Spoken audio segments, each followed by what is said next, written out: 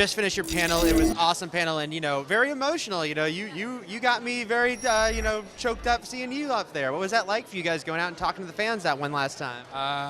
Well, first of all, it's good to know you have a heart. I appreciate that. We had a bet going. I didn't know till today. No, that Eric Goldman. No, man. Yeah, I don't know. I'm a sap. It's just incredible to have that support, and how passionate and dedicated and awesome they've been for so long. And so it's bittersweet. It's a mixed bag of emotions, but we get closure. We've talked about this. We get closure. I don't have to look at all my cast and crew at the end of the season like we have for the last 4 years and be like, maybe see you soon. Like that's a really weird place to be in. It's very, very gray and.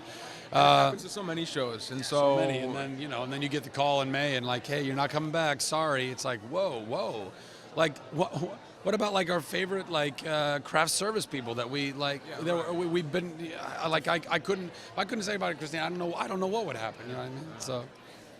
How excited are you to switch up this dynamic after 4 years and now have Morgan be the guy with the intersect?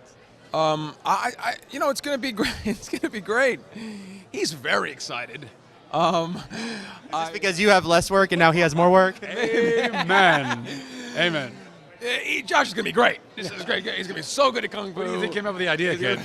So, Chris, listen, if you gave Josh the intersect. Oh my, I never thought about that. I never thought End about of season that. 4. This is interesting. Go on. It should be, to me, it's the sort of idea of like, it's Chuck and Morgan coming full circle, two nerds, these nerds, geeks. Yeah, nerds.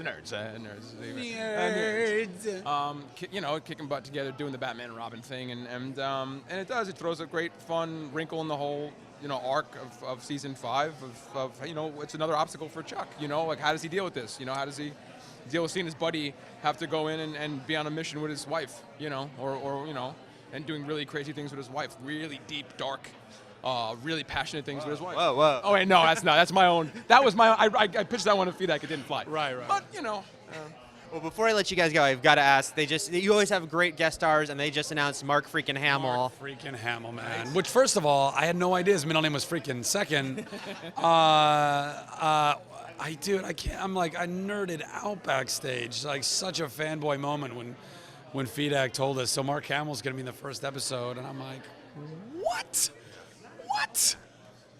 Are you going to just try not to, say, remember the part in Star Wars when this happened? I'm going to become Chris Farley. How do you do that to people like us? It's like putting like a steak in front of a wolf and be like, don't eat that. It's like, how do I Mr. Hamill. Mr. Hamill. Remember when that part? I'm going to find him at lunch every day and just find him. Hey.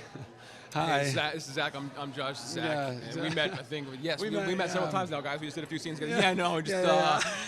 Remember in Empire? I do remember Empire. Yeah. When you fought your dad, but you didn't know it was your dad. Yeah. I'm with you. At least if he sees us, he'll be prepared now. Yeah, exactly. Sorry, Mark. Sorry.